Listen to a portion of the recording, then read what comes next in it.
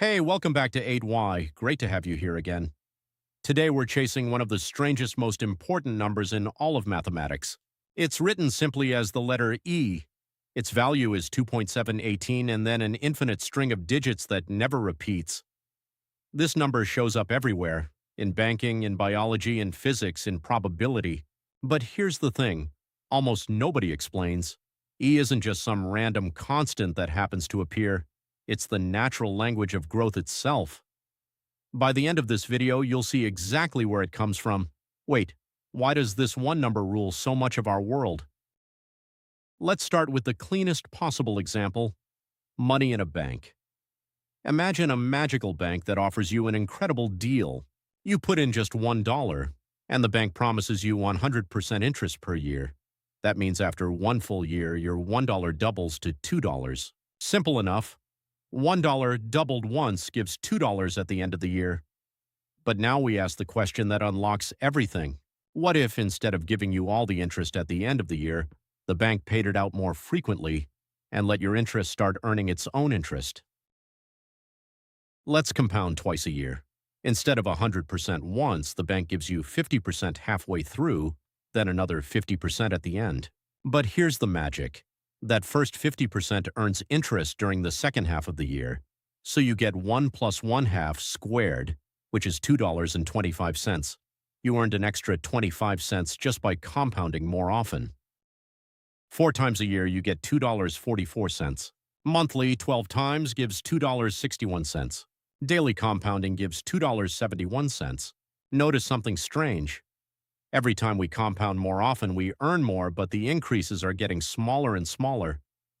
We jumped from 2 to 2.25, but daily compounding barely beats monthly. The numbers seem to be closing in on something. Let's plot what happens as we compound more and more often. On the horizontal axis, the number of times per year we compound. On the vertical axis, how much money we end up with. Watch the curve. It rises fast at first, then it flattens out, leveling off toward an invisible ceiling. No matter how often we compound, we can never quite break through that ceiling. That ceiling is our number. It's E, approximately 2.71828. Compounding infinitely often, every instant, gives you exactly E dollars, not more. This is the definition of E, the limit of 1 plus 1 over n, raised to the power n, as n goes to infinity. This is one of the most beautiful definitions in mathematics. Infinite compounding gives a finite exact number. So E came from money. But the same idea governs anything that grows continuously, where the amount of growth depends on how much is already there. Think about bacteria in a dish. The more bacteria there are, the faster the colony grows because every single one is splitting. Growth feeds on itself. This kind of self-reinforcing growth is called exponential growth, and the natural mathematical base for all of it is E. Whenever something grows in proportion to its own size, E is hiding inside the equations. Here's the property that makes it truly special, and it's the reason mathematicians fell in love with it. This is the graph of E to the power x. It's the pure exponential curve, and it has an almost unbelievable property. At every single point on this curve, the steepness, the slope, is exactly equal to the height of the curve at that point. Here the height is 1 points, and the slope is also 1 points. At every single point on this curve, the steepness, the slope, is exactly equal to the height of the curve at that point. Here the height is 2.72 and the slope is also 2.72.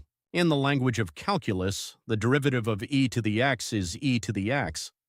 It is the only function that is its own rate of change, a function whose growth is perfectly equal to its current value, which is exactly what natural growth means.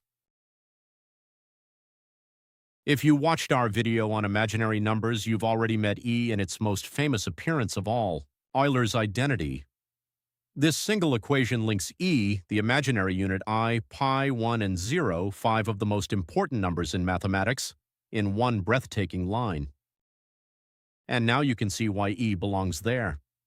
Because E is the number of growth and change, raising it to an imaginary power turns that growth into rotation, spinning a point around a circle in the complex plane.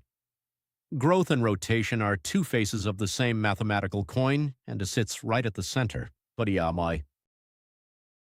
Once you know what E is, you start seeing it absolutely everywhere in the real world. Populations, whether bacteria, animals, or people, grow along exponential curves governed by E, at least until they run out of resources. Radioactive atoms decay at a rate proportional to how many are left. That process is described precisely by E, and it's how we carbon date ancient objects. A hot drink cools toward room temperature following an E-shaped curve, fast at first, then slower.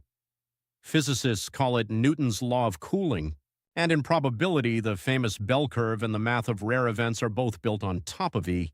It is woven into the fabric of statistics. So E isn't a random constant someone invented. It's what you get when growth is allowed to feed on itself perfectly, continuously, without pause. It is the natural rhythm of change. From a single dollar in a bank to populations to the spin of a point around a circle, it's all the same number, quietly running the universe.